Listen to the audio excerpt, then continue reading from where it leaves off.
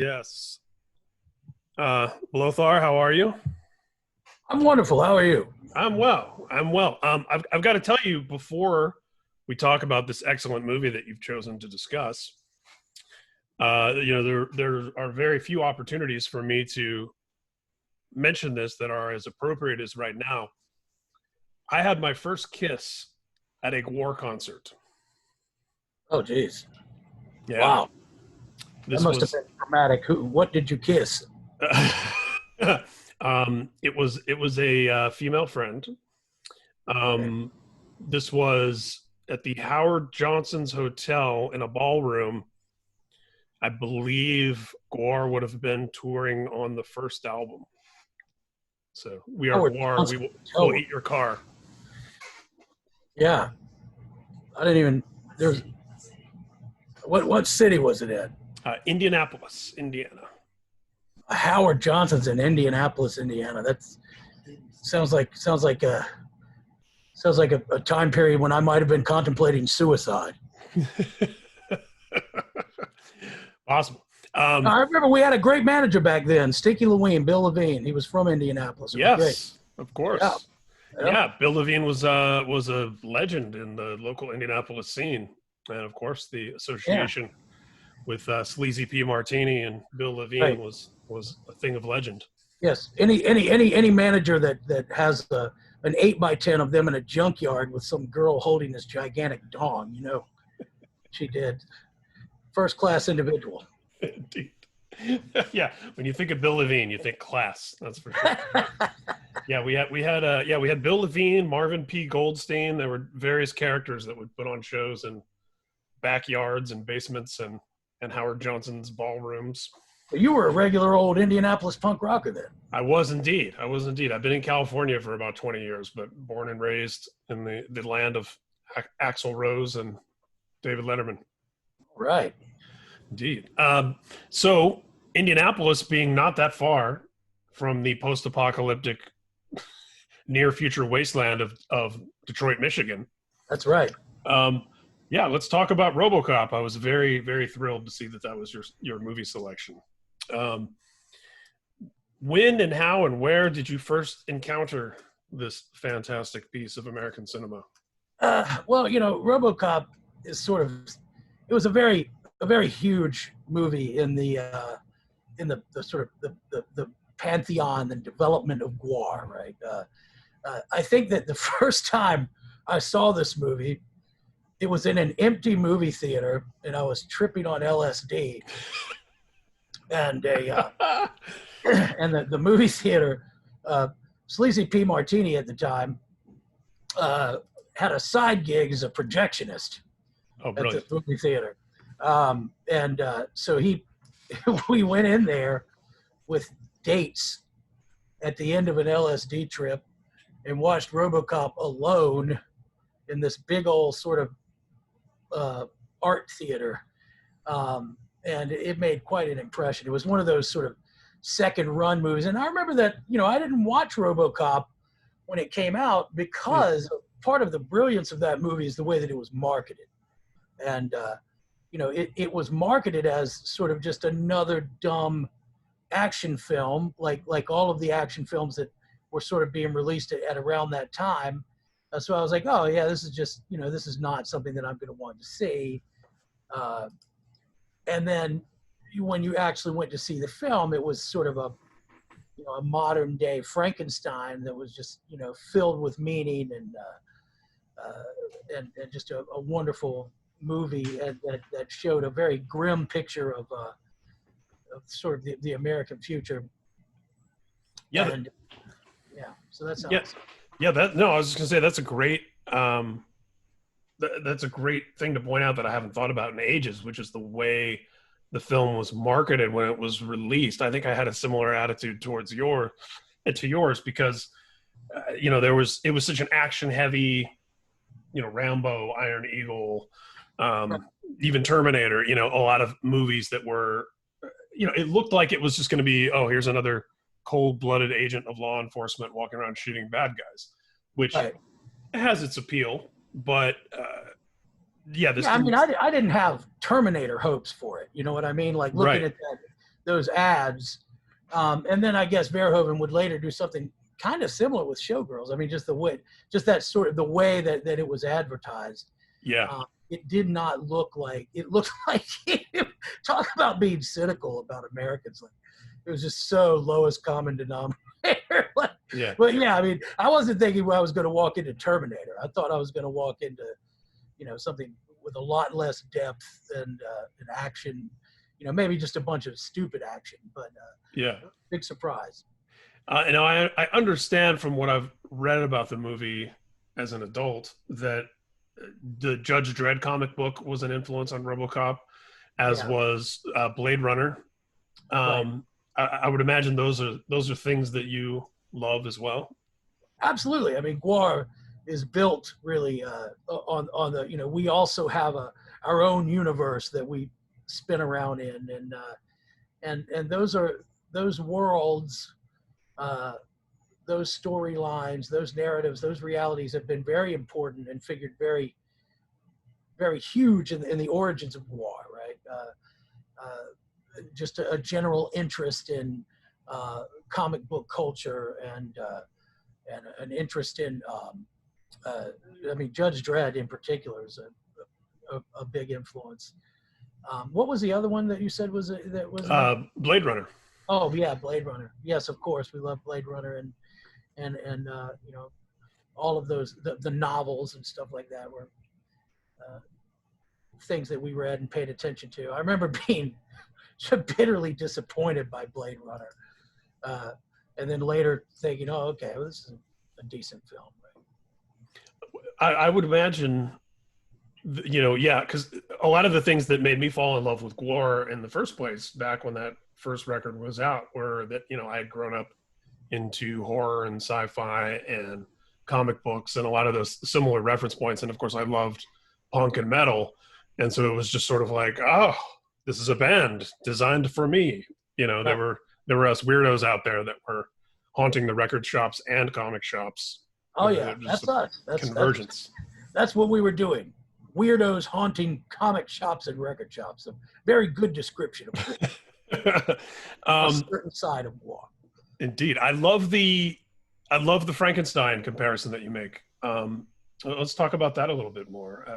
That idea of life and consciousness and technology and those big themes that movie's playing with that you wouldn't think a film called RoboCop would be venturing into. No, you're right, absolutely, and that's what made me love it so much is I mean there's it's also, I mean, it's just, in addition to being filled with just sort of the most gratuitous violence, like at times in the film, which was certainly a reason to like it, and a big surprise too. I mean, I remember that opening scene, it's a take on, it's not exactly Frankenstein, but it certainly has that element of bringing something, a sort of unwilling or at least partially unwilling sort of, bringing this subjectivity into the world that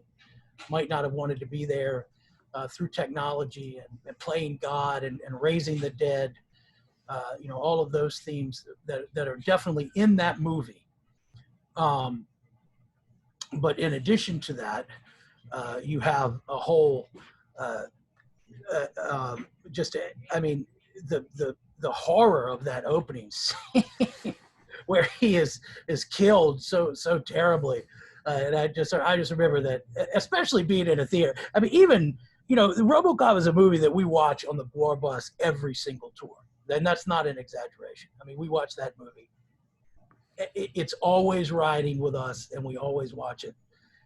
And it picks up meaning as it goes along. But I do love that aspect of it, and it's just sort of the elements of Gothicism that he works in. Yeah. And those sorts of Gothic tropes. Yeah, that again you wouldn't expect in what ostensibly appeared on the surface to be an 80s action film. Right, exactly. Yeah, totally. Yeah, and you scratch the surface and you've got this whole thing about, a policeman. I mean, like, you know, the police element was huge in it, like, you know, and sort of, but it was rife with anxiety about technology, which is just a sort of classic Gothic trope, you know, and also, you know, the barrier between life and death, Yeah. you know, and what carries over or might not carry over, the possibility of subjectivity living in machines, which is something that's actually, you know, it's a reality now. Mm-hmm. You know, the idea of transhumanism, like that, you know, that this movie was I think an early example of that. Maybe not early. I'm sure that there's much earlier examples, but you know, it's sort of a mainstream playing out of those themes, right? Yeah. Like humanity being something more than what we are, but, you know, it's dangerous to be that thing, right? To be that mix of technology and humanity. And you know, when you hear people theorizing about in the not too distant future the possibilities of having the capability to, say, for someone like yourself, where there's a lot of recorded interviews, performances, like there's stuff around of who you are and your persona and your identity, that could all be collected and gathered after your physical body is gone, and you could be recreated. You know, and like, would that thing be you? Would it think that it's you? Would it, you know? And I love tripping out about all that sort of stuff. Exactly. Yeah. You can imagine how, like, that, like, suddenly I think it becomes more meaningful, the LSD trip in the empty theater. Indeed. And you know what's interesting too about your initial feelings about it, and then sitting down and seeing it and all the things that surprised you, is that my understanding is that was the same experience that Verhoeven had himself, because he apparently turned the movie down multiple times, and then had his wife read the script and tell him what she thought about it after they kept pushing it on him and pushing it on him. And then he had a very similar experience, to where he actually finally reads it and goes, oh wait, this isn't what I thought it was at all. It's got all this stuff in it that I can play with. Yeah. So I love doing, when talking about classic movies like this, that I love looking at some of the almost castings. And apparently before Peter Weller was cast, they looked at Arnold Schwarzenegger and Rutger Hauer. Oh, wow. Now, those are two very different movies than the one we got. Yeah, right. Yeah, it definitely would have been. I don't think that you would have had. I don't know. I mean, it was kind of. I didn't recognize. You know, I liked that I didn't know that face. Right? Yeah, because it was just the face of RoboCop. You know, instead of. Yeah, it's like when they talk about, you know, casting. You know, I remember when there was talk in the mid 2000s about Keanu Reeves and Josh Hartnett and Ashton Kutcher and all these people who were big at that time playing Superman, and it's like, you can't get the audience to put aside, oh, that's Keanu Reeves in a Superman costume flying across my screen. You know, like, there's a certain stories that require new faces in that regard. And apparently Weller is a method actor and would only be addressed by his character name in RoboCop on the set. Hey, that's interesting. Yeah, the method stuff is cool. Yeah. Yeah, Rutger Hauer, I think, could have been interesting. You know, one of my favorite little tidbits about him is when Anne Rice was doing the interviews with the vampire novels, speaking of life and death and Gothic stuff, she actually wrote a scene, so to speak, that takes place in the second or third book, where one character sees Rutger Hauer on television and mistakes him for Lestat, you know, her main character throughout those books. So it was like, there couldn't have been any more of a plain telegraphing of her saying, "Dear Hollywood, I would like Rutger Hauer to play this character in the eventual films." Right. And then by the time that those got made into movies, he was too old for the role. Right. But yeah, he has a certain look, a certain stature, a certain vibe that I think, you know, could have worked. But yeah, I agree with you. I think there's something about Weller's face and it being a new face for us, and how identifiable his face is with that character. And then also the face is so important in the film. Like, I mean, that's you know, more important than I mean, and this idea of bodies, right? Like the body becomes much less important. I mean, it's the one thing other than his subjectivity, which they bury behind a set of, you know, a kind of framework or network of objectives. You know, somewhere in there is that subjectivity, and the face is just the classic connection between subjectivity and the outside world. Yeah. And so it makes sense that they kept, and it's always been very striking to me, the scene where his face is just, that's all that's there, right? It's like, you know, when they show him without the visor, it's just just that face.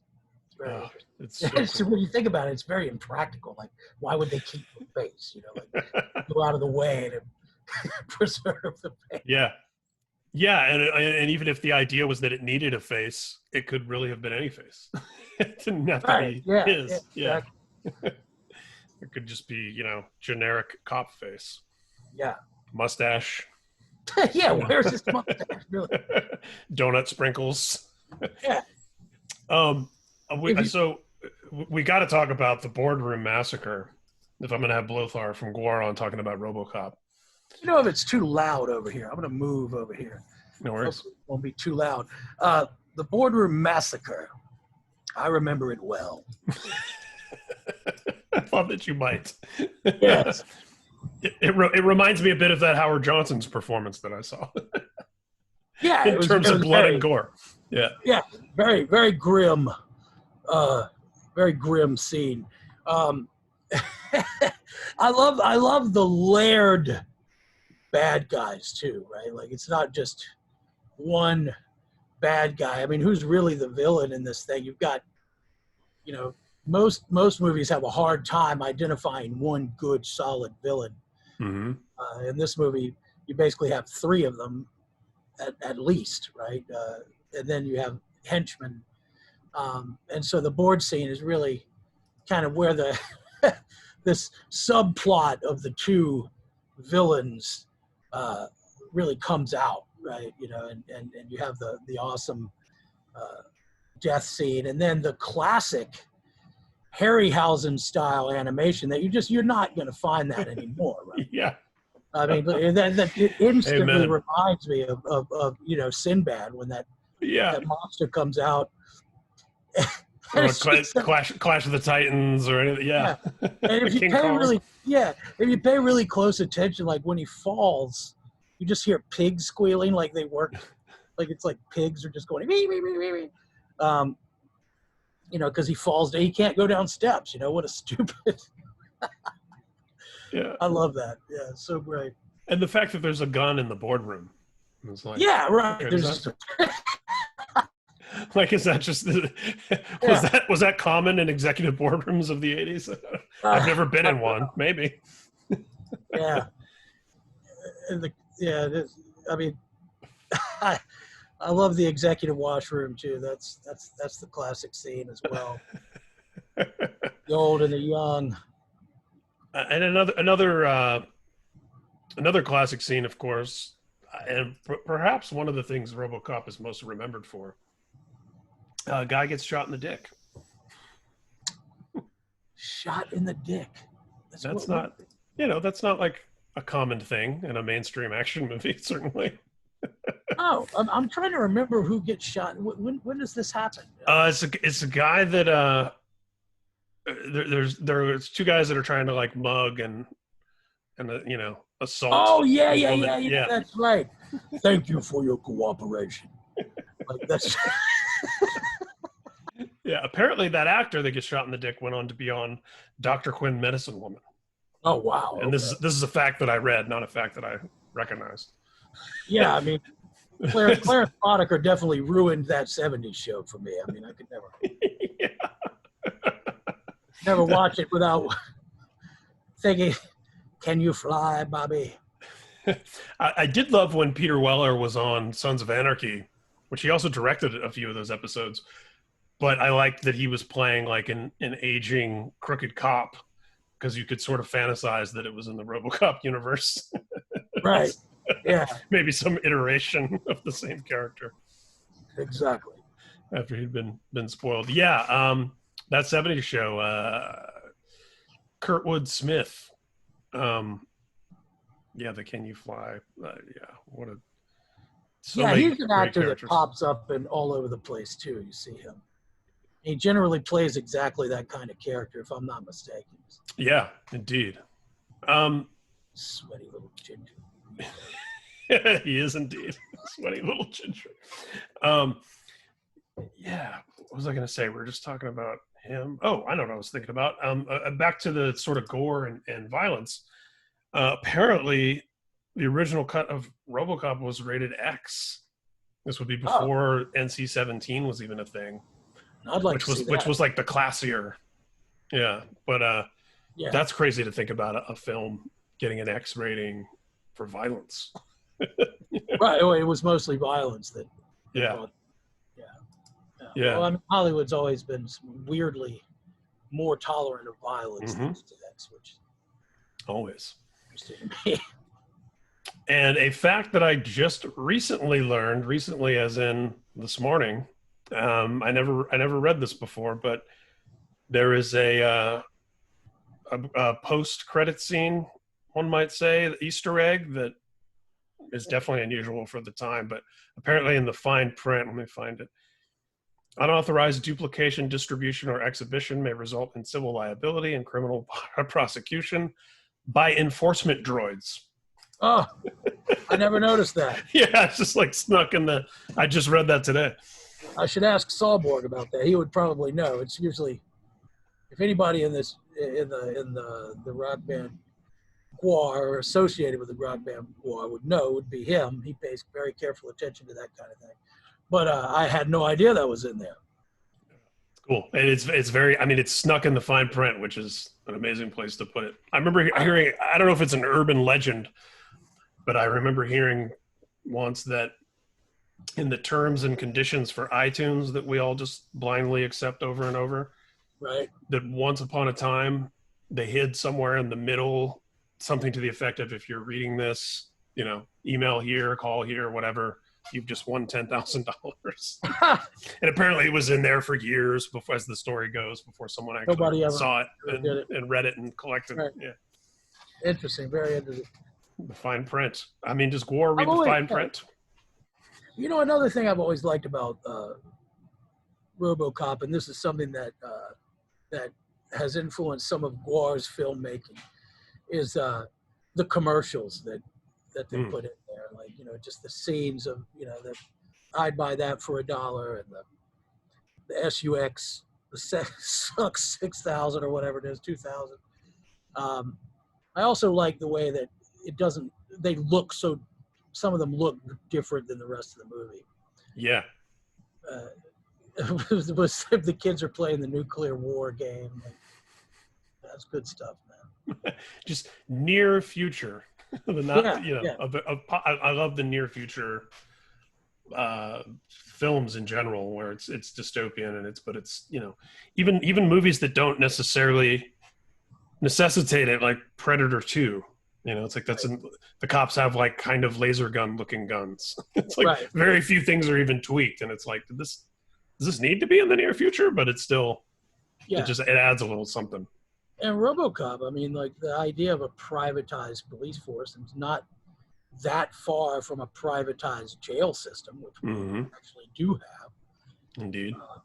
So it's, I mean, I don't know. It's interesting. I wonder how RoboCop plays right now in this particular cultural moment with police. I haven't really thought about that. That's always interesting to me as well, with different heroes and anti-heroes in particular, like how a lot of law enforcement guys love the Punisher and will wear the Punisher skull and whatever. And it's like, yeah, that's not really a pro-life law enforcement character. Like, that's a revenge-driven serial killer. Right. Yeah. Yeah. Exactly. It's very damaged. No, if that's who I want cops championing. I feel like RoboCop, though, is in a way pro law enforcement, at least pro the people of law enforcement. You know, which, you know, it's police trying to work within a corrupt system to do the right thing, which I guess is another age-old sort of Hollywood trope. Yeah. That, you know, it's the system that's broken, but the individuals are trying to do something. You know, trying to still believe in the principles that are behind it. And Gwar, of course, had a sister project. What would we call it? That was Sister with a cop connotation. Oh yeah. We had ex cops. Yeah. A related band to Gwar, with our buddies who were policemen. And which, by the way, it was a big favorite of police. Wow. Which is also kind of like the situation with the Punisher. Wouldn't say that ex cops was a pro cop statement. But you had Tub Tucker, the sheriff, the big Texas sheriff. It's amazing how easy it is to type cops like that too, right? Yeah. The big fat Texas sheriff that's you know, shooting his mouth off and carrying a 6-gun, and then you got the bike cop that's very much like the Reno 911 bike cop, and you know, the sweaty detective. You know, just all of those tropes in there. Yeah, so much fun. I wonder how RoboCop would fit into the ex-cops lineup. Oh well, we do have kind of a, I guess, Zipper Pig, who is he was kind of maybe a cross between the Gimp from Pulp Fiction. Pulp Fiction, and like you know, just something is seriously wrong with Zipper Pig. You know, and we have a comic that explains Zipper Pig's origins and all of that. You know, but he's a little bit of a sort of RoboCop-ish type character. Yeah, I can see him existing in the RoboCop universe. Right. And that brings me to my last question as we approach the 30-minute mark. What would happen were Gwar to land in the Detroit of RoboCop, in that universe? How would Gwar interact in that landscape, policed by RoboCop? It's interesting that you would ask that, because for the past decade or so, I suppose, I mean, every time Gwar goes to Detroit, we always would play at this club, which is in a neighborhood that really reminds you of old Detroit, right? It's like is it St. Andrews Hall? No, not St. Andrews Hall. That's upscale. That's near the casinos in Greektown. No, this is a place called Harpo's. Oh, Harpo's. Okay, yeah. I'm familiar. I've been to both. Yeah. Yeah, it's just like a big, desolate. You know, it's the kind of place where you can buy, like you know, you go to the Kentucky Fried Chicken across the street, and it looks like the inside of a bank, you know, with the in a bad neighborhood with the big heavy glass, and they're handing you your food out of a little portal. Yeah. And they try to sell you crack, like the people that work there are selling crack. The Colonel knows this. The Colonel would be very upset, I think. But you know, and you can't really walk around, like even Gwar can't walk around Harpo's. Like, there's no way we're gonna go out there. And if you're playing Harpo's and you're not in a bus, you definitely don't want to leave all your stuff in the van. No. Bring those laptops inside, fellas. Right. I mean, you don't even want to leave it in the bus. I mean, semi or whatever you've got parked out there is grim. So, you know, I mean, I think Gwar would fit in. We would probably be just what we always are, which is a force of chaos, right? Showing, you know, mutual like disinterest in the sort of affairs of humans. But I think probably, you know, we would wind up defending RoboCop.